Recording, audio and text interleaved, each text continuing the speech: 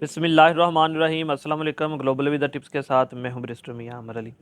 जो लोग first time Shenzhen का या यूरोप का वीज़ा अप्लाई करना चाहते हैं, उनका पासपोर्ट या तो फ्रेश है या फिर कुछ छोटी छोटी कंट्रीज़ की ट्रैवल हिस्ट्री है, तो ये स्पेशली वीडियो उन लोगों के लिए है, क्योंकि मैं बताने वाला हूँ आपको एक ऐसा मुल्क जिसका नाम है लैत्विया। और इसका वीज़ा अगर आप अप्लाई करते हैं, फ़र्स्ट टाइम अप्लाई करते हैं, तो आपको वीज़ा लगने के चांसेस जो है वो 90% तक होंगे। मैंने भी इसका वीज़ा अप्लाई किया था, अल्हम्दुलिल्लाह मुझे वीज़ा ग्रांट हो गया था, लेकिन मैंने अप्लाई किया था 2019 में, जब कोरोना आया था तब। तो मुकम्मल डिटेल आपसे शेयर करने लगा हूँ, इसलिए आपसे रिक्वेस्ट है कि आपने इस वीडियो को एंड तक ज़रूर देखना है, मुकम्मल 5 मिनट निकाल के आपने देखनी है, ताकि सारी इन्फॉर्मेशन आप तक बार वक्त पहुँच सके। इस चैनल का मकसद भी यही है कि मैं ज़्यादा से ज़्यादा ट्रैवल से मतलब इमिग्रेशन से मतलब और वीज़ा से मतलब आप तक इन्फॉर्मेशन पहुँचाऊँ। चैनल को ज़रूर सब्सक्राइब कर लीजिएगा। अच्छा जी, लैत्विया छोटा सा मुल्क है, अमीर मुल्क है, लेकिन ये एक शेंजन का हिस्सा है। सबसे बड़ा बेनिफिट इसका आपको ये है कि अगर आपको लैत्विया का वीज़ा मिलता है, तो आप शेंजन की जो 27 स्टेट्स है, 27 कंट्रीज़ हैं, फ्रांस है, जर्मनी है, पुर्तगाल है, कहीं भी जा सकते हैं। फर्स्ट पहले आपने जाना है लैत्विया, और उसके बाद फिर आप किसी भी दूसरी कंट्री में जो है वो मूव हो सकते हैं, जा सकते हैं। वीज़ा रेशो ज़्यादा होने की वजह से इसकी अपॉइंटमेंट थोड़ी सी मुश्किल से मिलती है। जिस जिस कंट्री की वीज़ा रेशो ज़्यादा है, उसकी अपॉइंटमेंट मुश्किल से मिलती है, उसमें लैत्विया है, लिथुआनिया है। ये दोनों ही कंट्री ऐसी हैं जिनकी वीज़ा रेशो 90 प्लस है।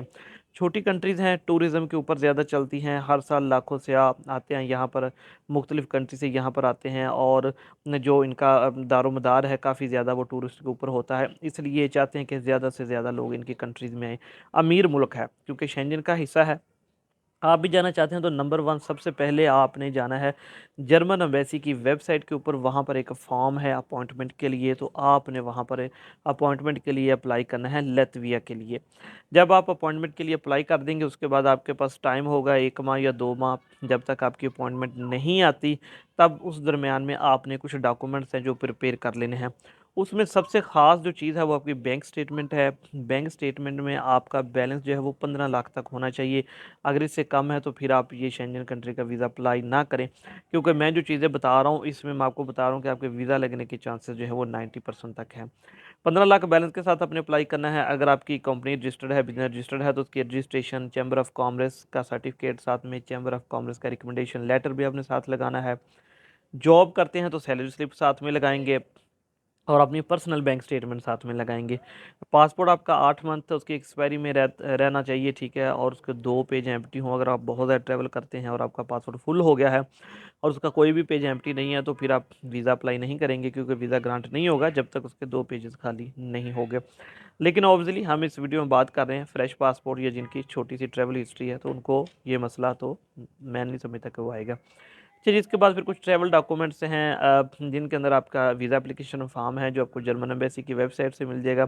बेसिकली लैत्विया खुद डील नहीं करता, उन्होंने जर्मन एम्बेसी को दिया हुआ है अपना वीज़ा प्रोसेसिंग का जो भी इख्तियार है। तो अब वहीं पर जहाँ पे जर्मनी का वीज़ा अप्लाई होता है, वहीं पर इनका भी होता है, और वैसे ही तरीके से इनका भी इंटरव्यू होता है। मुझसे उन्होंने पूछा था आप क्यों जा रहे हैं, मैंने 7 दिन का प्लान बनाया था। तो उन्होंने मुझे पूछा कि ये छोटा-सा कंट्री है, आप 7 दिन वहाँ पे क्या करेंगे? तो मैंने चूँकि ट्रैवल प्लान बनाया हुआ था, तो मैंने फिर एक्सप्लेन किया कि मैंने फलाँ-फलाँ दिन जाना है, 2 दिन मेरे आने-जाने में लग जाएँगे। तो बस ये, तो उसके बाद मेरे बिज़नेस के बारे में पूछा था, बस यही कुछ चंद एक सवालात पूछे थे। अच्छा जी, उसमें आपका वीज़ा एप्लीकेशन फॉर्म आपको जर्मन एम्बेसी की वेबसाइट से मिल जाएगा। इसके अलावा आपका जो ट्रैवल प्लान होगा, होटल की बुकिंग होगी, एयरलाइन की टिकट होगी। एयरलाइन की टिकट का भी उसने मुझसे पूछा था कि वो आपने कितने की बाई की है या कितने की टिकट आपको मिलेगी, एग्जैक्ट प्राइस उसने पूछे थे। ये थोड़ी सी चीज़ें हैं। इसके बाद टैक्स रिटर्न, एनटीएन तो डेफिनेटली साथ में लगाएंगे, चूँकि बिज़नेस आप करते हैं तो ये चीज़ें ज़रूरी हैं, ताकि उनको पता चले कि हम अपने मुल्क के साथ हमारी टाइज़ मजबूत है, हम टैक्स पेयर हैं, हम वापस आएंगे, एफआरसी भी साथ। तो ये सारे डॉक्यूमेंट्स बना के आपने चले जाना है शटल सर्विस, वहाँ पर फिर आप जाएंगे जर्मन एम्बेसी।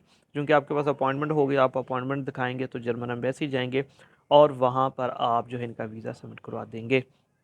वीज़ा का जो प्रोसेसिंग टाइम है वो तकरीबन 4 हफ़्ते है, 4 हफ़्ते के अंदर ये रिज़ल्ट दे देते हैं। और जो इनकी एम्बेसी फ़ीस है वो है 80 यूरो, जो कि आपको ये एक चालान देते हैं, स्लिप देते हैं, जो आपने जाकर जमा करानी होती है। वहीं पर एम्बेसी एरिया में स्टैंडर्ड चार्टर्ड बैंक होता है, वहाँ पर जमा करानी होती है। जब आप फ़ीस जमा कराते हैं, वो खुद ब खुद आपसे वीज़ा के रिलेटेड जो है वो ऑनलाइन हो जाती है, और उनके पास रिकॉर्ड शो हो जाता है। जब आपका पासपोर्ट वापस आता है तो फिर आपको कॉल आती है, उस दरमियान में कोई इंटरव्यू या किसी और चीज़ की कॉल नहीं होती। जब पासपोर्ट आपका वापस आता है फिर आपको कॉल आती है कि आप अपना पासपोर्ट कलेक्ट कर लें, और जो भी रिज़ल्ट होता है आपका, अगर आपका वीज़ा ग्रांट हुआ है या नहीं, तो वो आपको फिर पासपोर्ट लेने के बाद पता चल जाता है। तो ये थे जी लातविया के बारे में इंफॉर्मेशन कि आप उसका वीज़ा किस तरह से अप्लाई कर सकते हैं। बड़ी डिटेल के साथ मैंने बताया है, उम्मीद करता हूँ कि आप ये खुद वीज़ा अप्लाई कर सकते हैं। फिर भी कोई मुश्किल आती है तो आप कमेंट सेक्शन में पूछ सकते हैं। कोशिश मैं ज़रूर करता हूँ आपका जवाब देने का, लेकिन बहुत ज़्यादा मैसेजेस कॉल्स की वजह से सम टाइम मिस भी हो जाता है और डिले भी हो जाता है। इसके लिए एडवांस में माज़रत करता हूँ। इंशाअल्लाह ताला कल एक नई वीडियो के साथ मैं फिर आपकी खिदमत में हाज़िर होऊंगा। मुझे अपनी दुआओं में याद रखिएगा। अल्लाह हाफ़िज़।